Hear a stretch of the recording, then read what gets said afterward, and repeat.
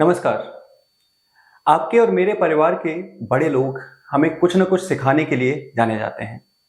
वो हमें हमारे जीवन के मार्ग को सिखाने, अपने अनुभवों को सिखाने और जीवन की समस्याओं से लड़ने में हमारी मदद करते हैं या हमें सिखाने में मदद करते हैं।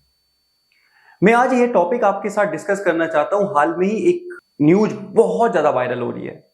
एक बच्चा, एक छोटा संत जिसकी उम्र सिर्फ 10 साल की है, वो बहुत ज़्यादा वायरल हो रहा है।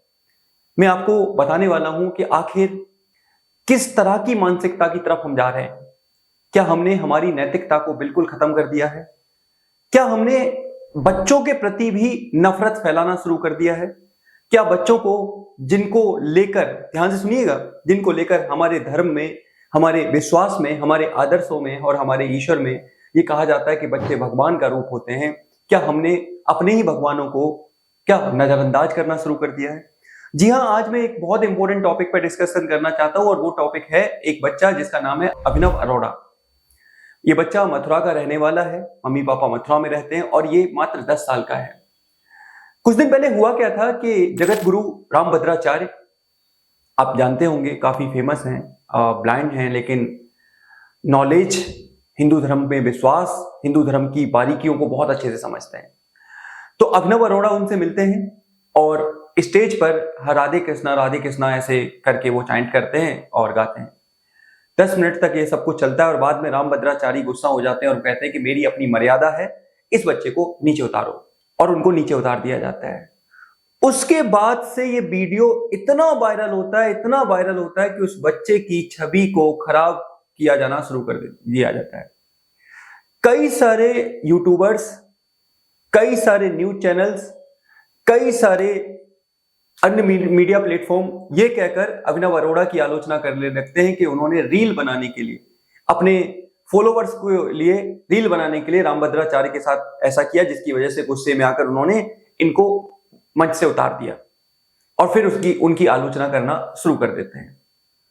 ध्यान से सुनिएगा, बच्चे आपको, अगर मेरे और आपके परिवार में मुझे या आपको कोई डांट दे, आपके परिवार का कोई बड़ा डांट दे, जैसे दादाजी डांट दें, फादर डांट दें, पिताजी डांट दें, तो क्या ये डांट सिखाने के लिए तो होती है, लेकिन हमारे समाज ने क्या किया है, इसको अलग ही रूप देना शुरू कर दिया है।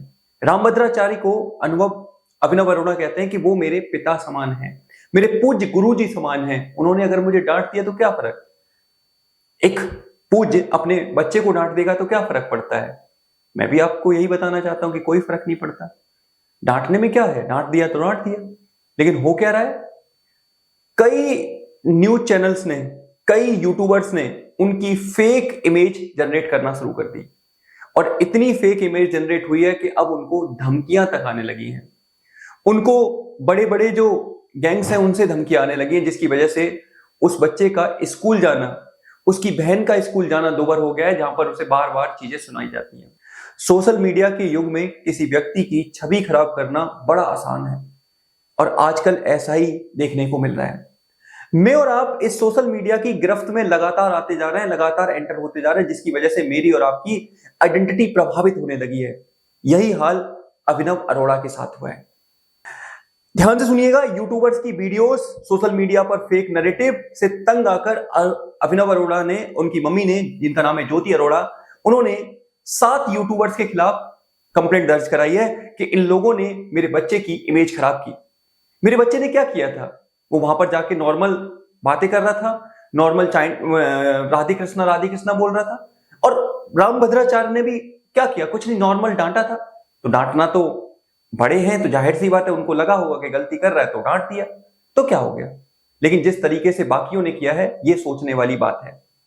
देखिए, बच्चों को मेरे और आपके समाज में भगवान का स्वरूप माना जाता है, लेकिन मैं ही और आप अगर बच्चों की छवि खराब करने लगे, उनको इतनी तरीके से टीच करना शुरू कर दें कि बच्चा अंदर ही अंदर घुटने लगे, तो फिर मेरे और आपका जो विश्वास है कि बच्चे भगवान होते हैं, वो किस बात का विश्वास?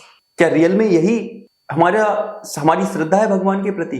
क्या यही हमारे विश्वास है कि हम बच्चों में भगवान देखते हैं, लेकिन अगर कोई बच्चा गलती कर दे तो उसका इस तरह से नैरेटिव तैयार कर देते हैं कि उसकी इमेज ही खराब कर दो, उसका निकलना दोबर कर दो, उसको जगह जगह गाली पढ़वाओ, जगह जगह उसकी इमेज खराब करो। ऐसा ही आजकल हो रहा है। ऐसा ही समस्या हमारे देश में देखने को मिल रही है। ये हाल में ही हुआ है। ये बड़ी न्यूज बहुत ज्यादा वायरल हो रही है। इस वायरल न्यूज के साथ साथ ध्यान से सुनिएगा, अभिनव की मम्मी जिनका नाम है ज्योति अरोड़ा, उन्होंने ये भी आरोप लगाया है कि एक बड़े गैंग ने उनके बेटे को जान से मारने की धमकी भी दी है। उनके बेटे को जान से मारने की धमकी दी है। तो उन्होंने जवाब दिया, मीडिया को जवाब दिया, तो ये कहा कि मेरे बेटे ने किया क्या है, मेरे बेटे का दोष क्या है। चलिए मान लिए दोस्त गलती भी की, मात्र 10 साल का है, और कहते हैं कि हम ईश्वर तक बच्चों की गलतियों को माफ कर देता है। तो क्या हम आज 10 साल के बच्चों की गलतियों को भी माफ नहीं कर सकते? क्या हम इस लेवल पे पहुंच चुके कि हमारी नैतिकता बिल्कुल खत्म हो चुकी है? क्या हम इस लेवल पे पहुंच चुके हैं कि हम अब बच्चों में विश्वास ही नहीं रखते? ये कंडीशन हमारे देश की होती जा रही है, हमारे नागरिकों की होती जा रही है और हमारे चीजों की होती है। और फिर कुछ फेक नैरेटिव तैयार करने वाले लोग जो कि भरे पड़े हैं, जिनकी वजह से इमेजेस खराब होती है, जिनकी वजह से चीजें खराब होती जाती है। ये बड़ा प्रॉब्लम वाला मुद्दा देखने को आजकल मिल रहा है। ये कहानी सिर्फ एक बच्चे की नहीं है, सिर्फ एक अभिनव की नहीं है।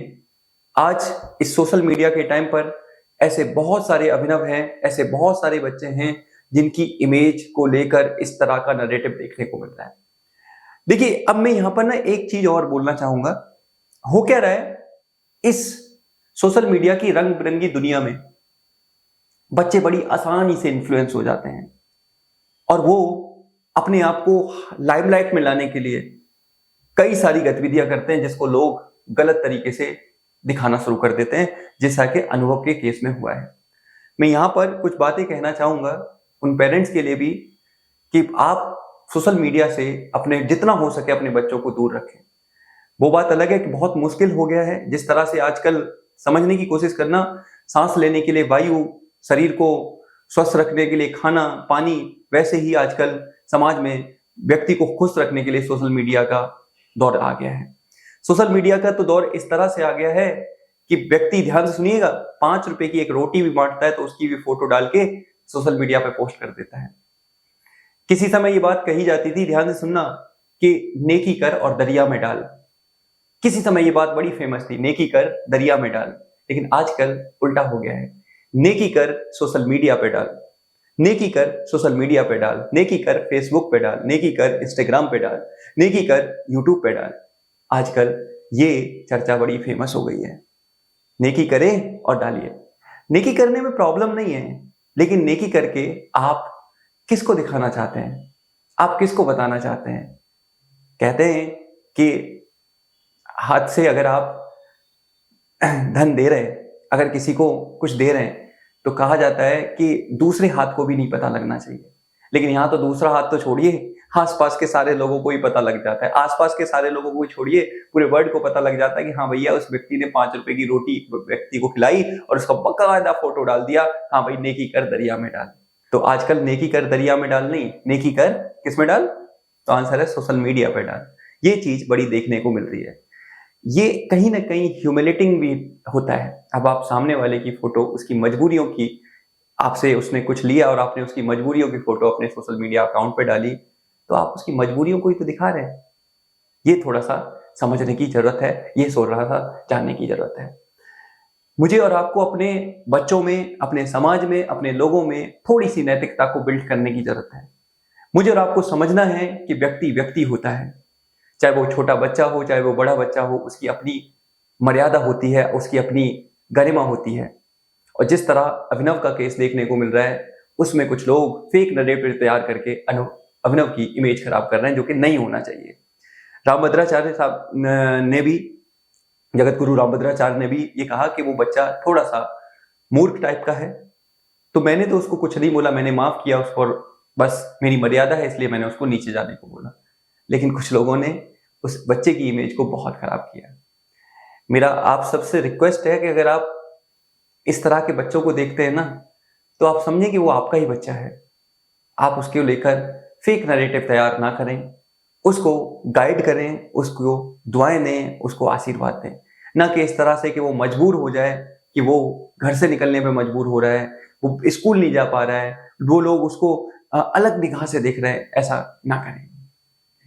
ये था मेरा आज का डिस्कशन, किसके ऊपर? अभिनव अरोड़ा को मैंने लिया जरूर, लेकिन मैं यहाँ पर ये बताना चाहता हूँ कि बच्चों के प्रति हमारा विश्वास क्या है।